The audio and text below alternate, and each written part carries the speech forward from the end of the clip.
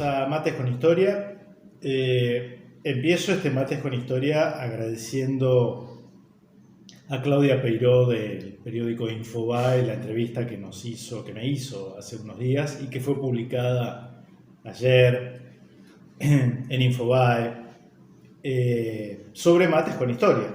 O sea, la entrevista giró en torno a esta aventura que hemos iniciado sin imaginar que íbamos a llegar donde llegamos hace ya 2 años y medio. Así que bueno, le vamos a dejar allí el link para que si les interesa vayan a esa entrevista, en la que además de pasarla muy bien y tener muchos puntos de coincidencia con Claudia Peiró, que dicho sea de paso es licenciada en Historia, ¿no? De modo tal de que Mates con Historia hay ahí una combinación muy interesante, ha dado una difusión a nuestro canal de modo, bueno, era previsible, pero realmente creo que se han incorporado 500 o 600 nuevos suscriptores.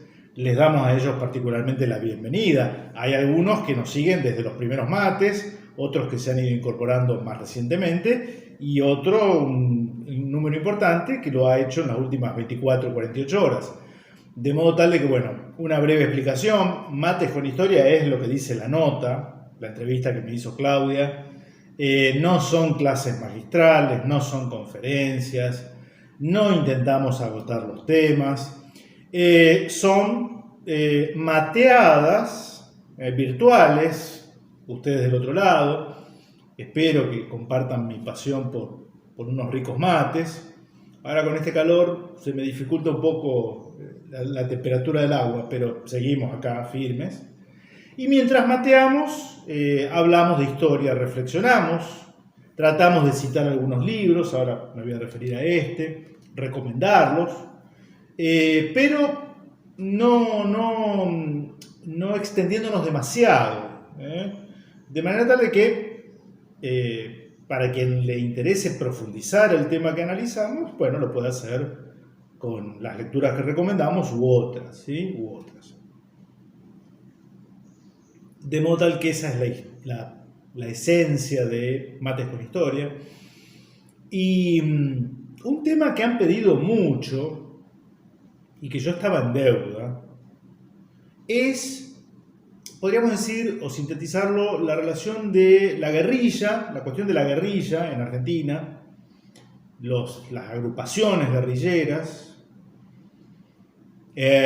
montoneros, en fin, y de alguna manera, o como parte de ese tema general, la relación de Perón con estos movimientos, estas agrupaciones, porque de alguna manera todos sabemos que el final traumático, podríamos llamar, la ruptura en plena Plaza de Mayo, aquel 1 de mayo de 1974, pocos días antes de la muerte de Perón, un par de meses antes, con Montoneros, ¿no? La famosa frase, ¿no? Lo vamos a ver eso, lo vamos a ver. Y la verdad, debo decirles, porque en esto saben ustedes de la franqueza que me caracteriza, a veces un tanto brutal, pero bueno, franqueza al fin, nunca había estudiado sobre el tema. Quizá por una cuestión de edad. Yo nací en enero de 1970, por supuesto no tengo recuerdo de aquella violencia de los primeros años de la década del 70, alguna referencia por parte de mi madre, pero muy tangencial. Mi madre era peronista, ya fallecida, ¿no? Margarita era de un típico hogar peronista que vivió el peronismo, el primer peronismo, ¿no? Y recién en la década del 90 se empieza a ver bibliografía específica de la cuestión de la violencia guerrillera, las agrupaciones, Montoneros, cómo jugó Perón, en fin, ¿no? Algunos eran testimonios de quienes habían sido protagonistas, pero la historia estaba muy reciente todavía, y por supuesto que encendía, y aún enciende, debates muy enconados, muchos enconos, ¿no? Entonces yo Les digo con total franqueza, prefería dedicarme, o bueno, me interesaba mucho más algunos otros periodos o personajes de la historia. Pero afortunadamente, la famosa colección de historia argentina de José María Rosa, por eso reconocerán algunos el formato, ¿no? Este color rojo, tapa dura, Editorial Oriente, muy buena recomendación, muy recomendable su lectura. José María Rosa llega hasta el tomo 13, él muere, comienzos de la década del 90, pero su obra es completada con otros autores, Fermín Chávez y Enrique Manson. Fermín Chávez y Enrique Manson son quienes completan la obra. Y en este caso particular tengo el tomo 18, creo que llega hasta el tomo 21 ahora, ¿no? No los he leído hasta el final, pero sí he leído este que nos sirve para esta cuestión. Ahora, yo creo que para entender el surgimiento de Montoneros, doy el ejemplo paradigmático, ¿no?, de lo que fue esta época, de la violencia política, ¿sí? Hay que ir, y por eso este mates, lo vamos a dedicar a los 20 años previos, a los 15 años previos, en donde de alguna manera se va gestando, se van dando las condiciones sociales, porque se darán cuenta ustedes que un movimiento guerrillero que recurre a la violencia no surge de un día para el otro, ¿no? Hay varias causas que llevan o que conducen a ese epílogo, y me parecía importante hoy detenernos en la previa, cómo se genera esa suerte de olla a presión, ¿no? Es muy interesante, vamos a leer después algunas partes. El único problema con estos tomos es que no sé si estoy leyendo a Fermín Chávez o a Enrique Manson. Es una crítica constructiva a la editorial, porque estos tomos son muy recientes. Acá dice Fermín Chávez y Enrique Manson, pero después uno no sabe cuál de los dos ha escrito la parte que uno está leyendo, ¿no? En fin, a mí me genera un cierto desconcierto, pero bueno, al margen. Vamos a leer.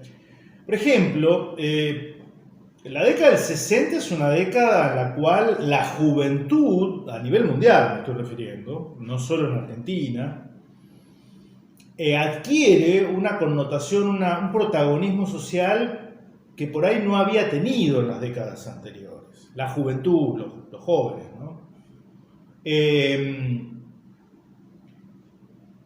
Esto va a ser eclosión, por ejemplo, en el Mayo francés, ¿no?, en 1968. Bueno, no nos metemos ahora en la discusión. ¿Qué fue lo genuino de ese Mayo francés?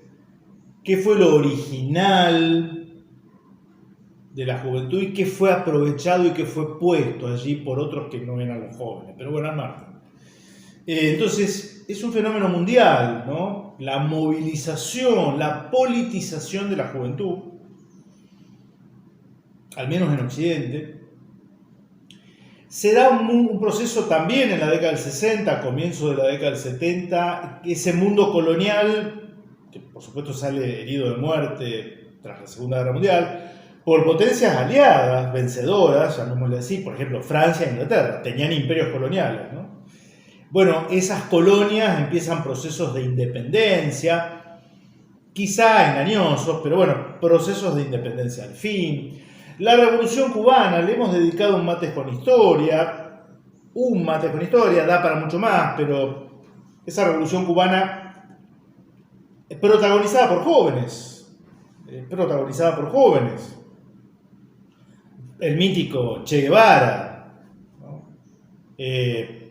Camilo Cienfuegos, en fin, si quieren vayan a ese video de no hace mucho tiempo, esa Revolución Cubana que no nace marxista, pero que se vuelve marxista o prosoviética, ¿no? En fin, la figura del Che Guevara, a quien mandan exportar la Revolución Cubana en 1967 y muere en la selva boliviana, ¿no? 1967. En fin, ahí les doy algunos, ustedes podrán agregar otros en los comentarios. Y en Argentina hay una situación particular. Hay que empezar diciendo, esto es una opinión personal, creo que la comparten algunos, seguramente otros. El clima de violencia política empieza en 1955. Me refiero a la violencia estrictamente político-institucional, el quiebre de un orden constitucional, la disolución del Congreso, la intervención de la Corte Suprema, la intervención de los sindicatos. En 1955 hemos referido el golpe que derroca a Perón, luego del interinato de Eduardo Lonardi, hicimos un video hace un par de años. Los que se adueñan de la revolución llamada libertadora van a ser los sectores liberales, los sectores propiamente gorilas, es decir, el antiperonismo más recalcitrante, que a diferencia de Lonardi, que pensaba que era viable un peronismo sin Perón, estos sectores lo que quieren es una Argentina sin peronismo. Entonces, ahí empieza, podríamos decir casi desde el 13 de noviembre de 1955, esta violencia política con persecuciones al peronismo, ¿no? Proscripciones, judicialización, encarcelamiento y fusilamientos. Los fusilamientos de junio de 1956. Yo me permito acá, un poco para hacer polémica, pero tampoco para hacer polémica barata. Del peronismo se pueden decir un montón de cosas, ¿no? De aquel peronismo, ya no existe más ese peronismo. Un sesgo autoritario, sí. Pero desde 1946 a 1955 no se fusiló a nadie en Argentina.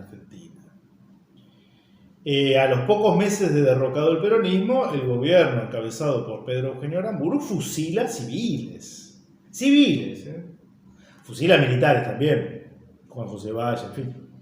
Pero va a fusilar civiles, se aplica la ley marcial en nombre de la democracia y la libertad, pero se aplica la ley marcial. Entonces, la violencia política empieza 15 años antes.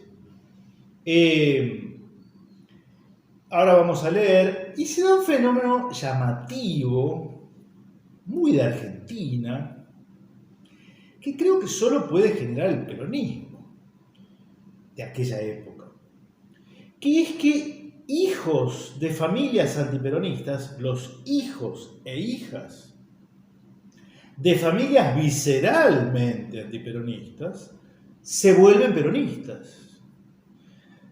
Uno podrá decir, bueno, eran rebeldías adolescentes. Sí, pero me parece que había algo más, ¿no? Por ejemplo, el sacerdote Carlos Múgica, o Mujica, como quieran, Carlos Mujica, que va a ser asesinado por Montoneros, era hijo de un canciller, del canciller Mujica, de Arturo Frondizi. O sea, sectores acomodados de la burguesía nacional, de los sectores intermedios, y ahora vamos a mencionar a por lo menos dos personajes, ¿no? Cómo fue esa suerte de conversión en términos políticos, ¿no? En una Argentina que hacía todo lo posible, desde en términos institucionales, para proscribir permanentemente al peronismo.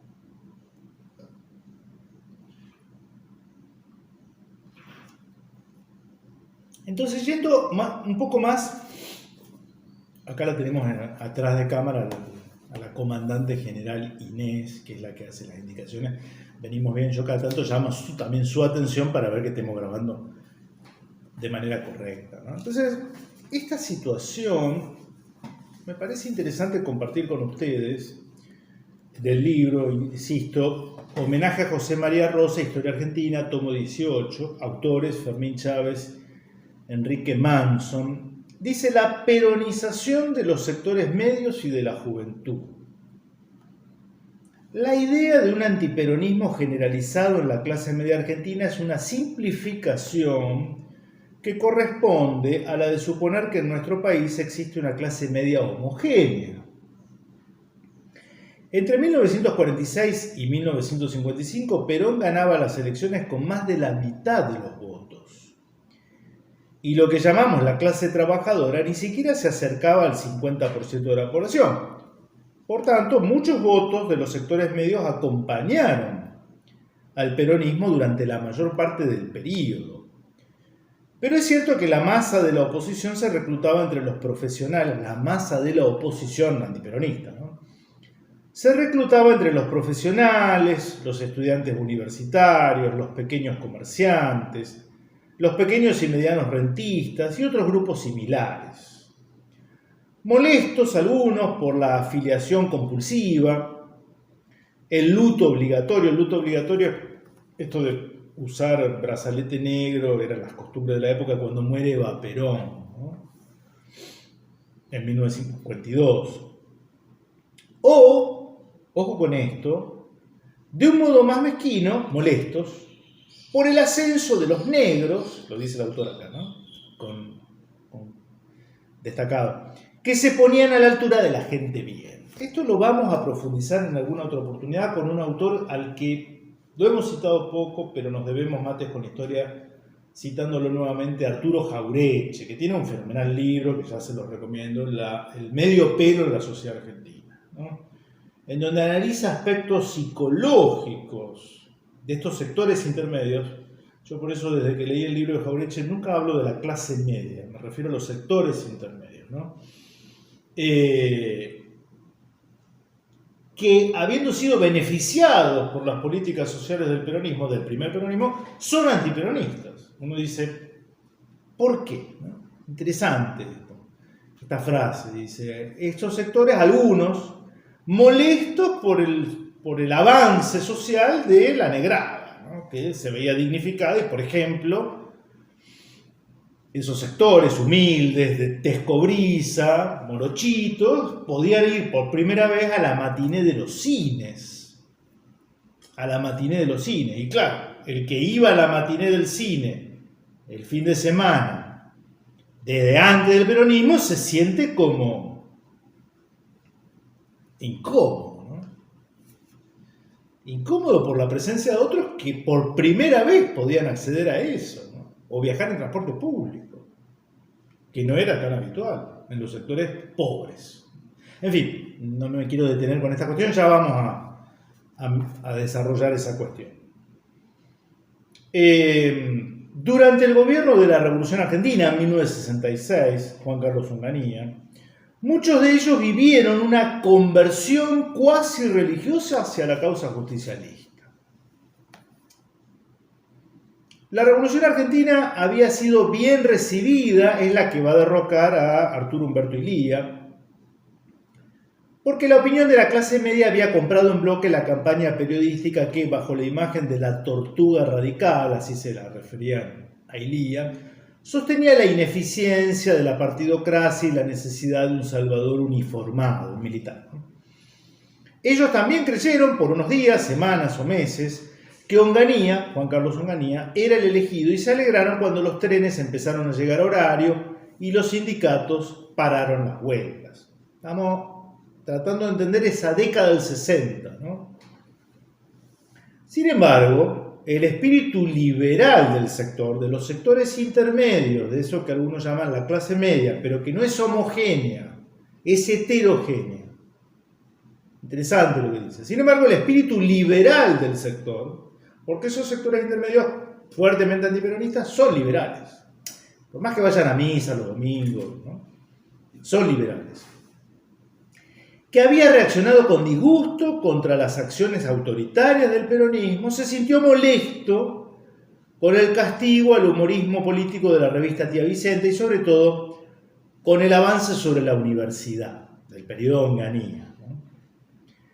Las torpes persecuciones pseudo-moralistas contra los pelilargos y las faldicortas y devolver a sus cónyuges a casados infieles contribuyeron a la decepción de muchos. Había ahí con el gobierno de Onganía un sesgo de cierto puritanismo. Entiendo que el autor quiere decir ya pasado de moda, ¿no? Ya pasado de moda. En fin, esto es discutible.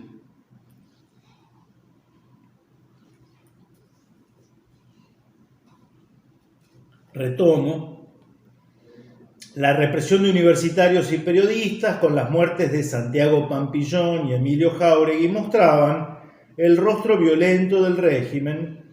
No sería menor la influencia del creciente deterioro económico. No nos olvidemos, dicho sea de paso, que el ministro de Economía del general Juan Carlos Onganía, prototipo del militar nacionalista católico, pero el ministro de Economía va a ser Adalbert Krieger, va a ser un Chicago Boy, ¿no? O sea, esta dualidad que después va a haber en el proceso, ¿no? Muy patriótico todo, pero el que maneja la economía, que es un área claramente sensible en un país, va a ser Alfredo Martínez de Oz, ¿no? Ya hemos referido a esta paradoja, esta contradicción flagrante, ¿no? El congelamiento de los salarios no afectaba solo a los obreros. Y si la baja de las tendencias inflacionarias enorgullecía a los economistas y alegraba al establishment, parte de la clase media se veía afectada por las 1.647 quiebras de 1968 y las 2.982 quiebras de 1970. El nuevo estado de ánimo de los sectores medios abonaría su progresiva conversión. La preocupación por la cuestión social, ahora enmarcada en una orientación nacional y en una progresiva incorporación de las problemáticas del tercer mundo, llevó a que los jóvenes y los militantes políticos fueran incorporando lecturas de autores como Juan José Hernández Arregui, Arturo Jaureche, Rodolfo Ortega Peña, Gonzalo Cárdenas, Jorge Abelardo Ramos, José María Rosa, Rodolfo Puigros, el auge de estos autores, ¿no? Dentro de los cuales hay de todo también, ¿no? De todo, pero claramente no estaban identificados con el establishment político liberal. La conversión ideológica tenía un componente generacional muy importante, que se relacionaba con la instalación en la Argentina y en el mundo de la juventud como categoría política. La movilización de la juventud europea, que culminó en los hechos de París de mayo de 1968, fue un anticipo de la repolitización de la juventud argentina, inmovilizada desde la noche de los bastones largos, la intervención que Onganía dispone a poco de asumir a la Universidad de Buenos Aires, ¿no? Pero este renacer juvenil se producía en momentos y con características diferentes. El fenómeno europeo representaba la aparición de la juventud como categoría política, cosa que no había ocurrido antes. Lo mismo pasaba en la Argentina, donde indudablemente la mayor parte de los integrantes de las multitudes del 17 de octubre eran jóvenes, pero estaban en la plaza por trabajadores, no por su edad. Lo que ocurría en los años 60 era, en ese aspecto, una novedad. Porque los jóvenes participan, por tanto, ahora como jóvenes, independientemente de si son estudiantes, obreros. Lo que ocurría en los años 60, era una novedad. Buena parte de esa juventud provenía de familias peronistas, pero también eran muchos los que llegaban a la política desde hogares donde sus padres habían sido, cuando no indiferentes, opositores al gobierno de Perón. Estaban movilizados por un espíritu contestatario de los valores de la sociedad consumista en que estaba desembocando el capitalismo y admiraban a los líderes que luchaban por la liberación de los pueblos del tercer mundo. Estamos hablando de 50 y pico de años atrás. Un capitalismo que ya desembocaba en una sociedad consumista. Hoy creo que no hace falta aclararlo esto, ¿no? Conscientes de la condición dependiente de la Argentina, descubrieron más adelante que en su propio país existía un liderazgo nacionalista y liberador, apoyado en las mayorías obreras. Que ese liderazgo estaba proscripto desde 1955 y que desde entonces se alternaba una farsa de democracia tutelada y dictaduras militares, de las cuales la última se destacaba por la consolidación de la dependencia económica, lo que mencionábamos recién, Krieger-Bacena, al mismo tiempo que llevaba el estado de represión interior hasta el extremo de perseguir, en el sentido policial del término, a las portadoras de minifaldas y considerar subversivo el uso de barba y pelo largo en los varones. Esta juventud que fue generando la admiración romántica por el guerrillero, y en esto idealizó al Che Guevara, produjo un redescubrimiento de Perón. El viejo líder, ya de más de 70 años, empezó a recibir la visita de peregrinos juveniles. Estaba exiliado en España, ¿no? Perón. Entre los que destacaron los cineastas Fernando Solanas, Pino Solanas, y Octavio Getino. A ellos les concedió un largo reportaje que se convirtió en la película Actualización Doctrinaria para la Toma del Poder. Se puede ver en internet, en YouTube.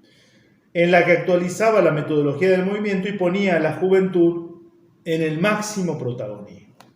Alguno me dirá, y tiene razón, me he hecho acá alguna cosa, ¿no?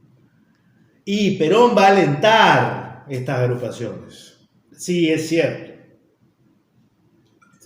Nos vamos a detener en este aspecto en el próximo martes, ¿no? Pero Perón, muchacho, estaba proscripto. O sea, no podía volver al país. El único intento en realidad, fue en diciembre de 1964, mientras gobernaba Arturo Umberto Illia. Y estaban vigentes la Constitución y los derechos y garantías individuales.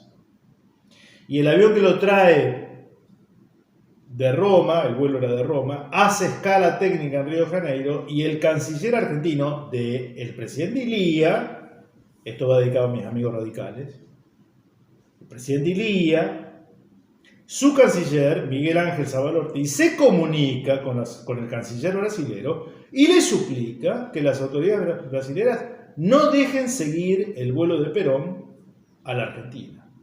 Y se frustra el regreso del general Perón, diciembre de 1964. Entonces, Perón estaba proscripto, se estaba por morir, tenía ya más de 70 años. Era descabellado pensar que él se iba a aliar con todo quien le fuera a decir que estaba a su disposición para lo que dispusiera mandar, para lo que gustara ordenar. Y no, esa actitud me parece que es entendible. Después, por supuesto, que cuando volvió, quiso poner las cosas en caja y algunos no entendieron, no acataron, se creyeron superiores a Perón y la cosa se desmadró.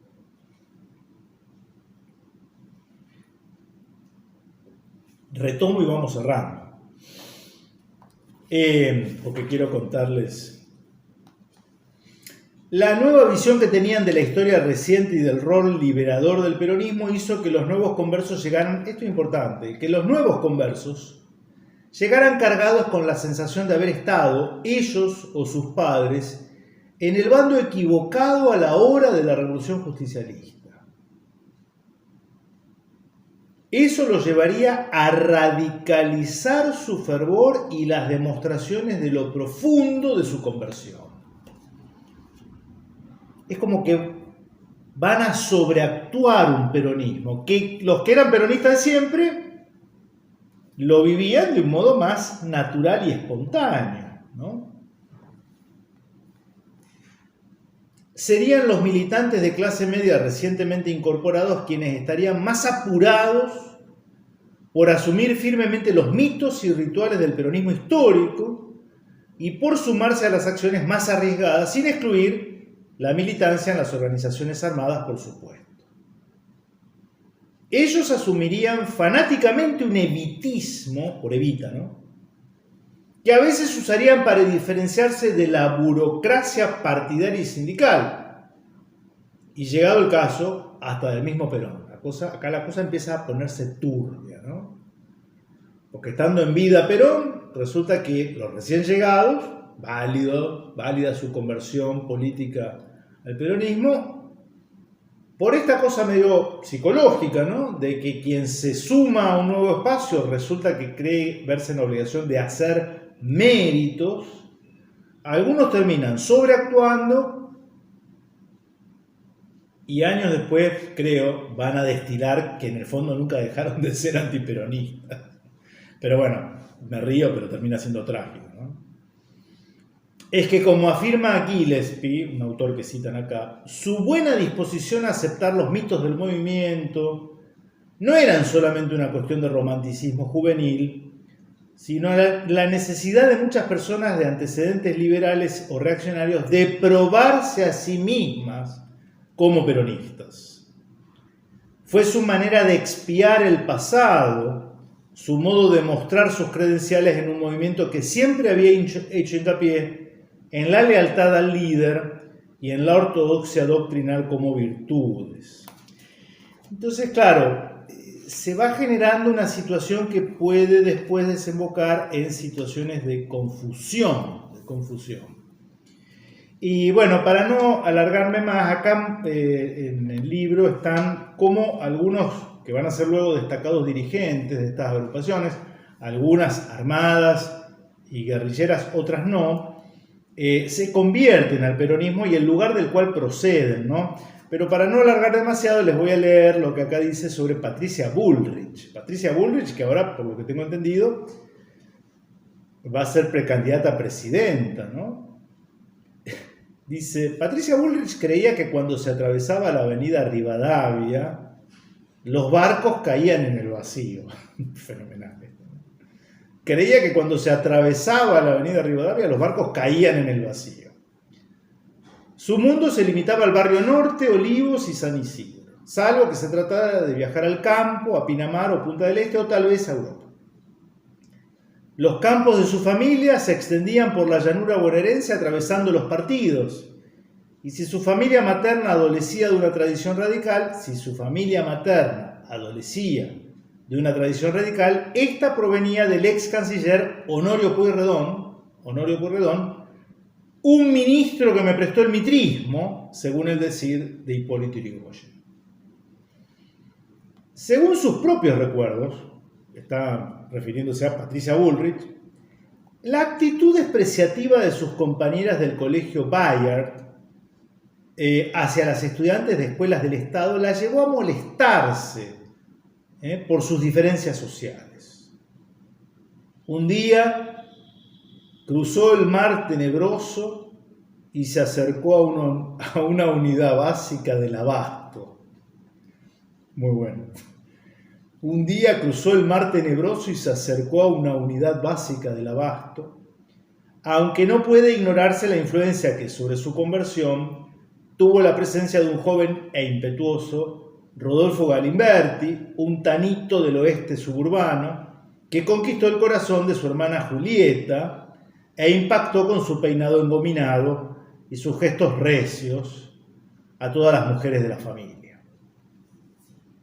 Patricia militó en la juventud peronista, afirma que nunca fue estrictamente montonera y por ello debió vivir una juventud o adolescencia muy aventurera que terminó llevándola al exilio. Su vocación por el poder, proveniente, según lo que decía por el año 87, un allegado suyo de sus genes oligárquicos, la terminaría convirtiendo en ministra en el ministerio de Perón, ocupando el ministerio de Perón, ministra de Trabajo, en el gabinete del presidente de la Rúa. Esto ya yo lo recuerdo, ¿no? Patricia Bullrich, ministra de Trabajo durante la presidencia de Fernando de la Rúa. Como ven, acá en Argentina nadie resiste un archivo, ¿no? Aunque no parece que la motivara una nostalgia por el radicalismo de su antepasado. En fin, Me parecía importante traer en este primer Mates con Historia dedicado a esta cuestión cómo se va gestando, ¿no? Cómo se va gestando. Y recuerden ese párrafo que acabo de leer de ese peronismo que exuda, o un evitismo, a veces impostado, exagerado, que el peronismo, el militante peronista de siempre, que había empezado la resistencia peronista 10 años antes, tolera de los recién llegados, pero que va a ser un poquito el anticipo de la ruptura de años más adelante, ¿no? Bien, la seguimos la próxima. Les deseo un buen comienzo del tiempo de Adviento. Les deseo un buen comienzo del tiempo de Adviento que nos prepara para la próxima Navidad. Que la aprovechen este periodo para nuestra preparación anímica y espiritual para el 25 de diciembre. Les deseo lo mejor para esta nueva semana. Les agradezco, como siempre, la difusión que hacen todos ustedes de Mates con Historia. Nos vemos la próxima, si Dios quiere. Que estén bien.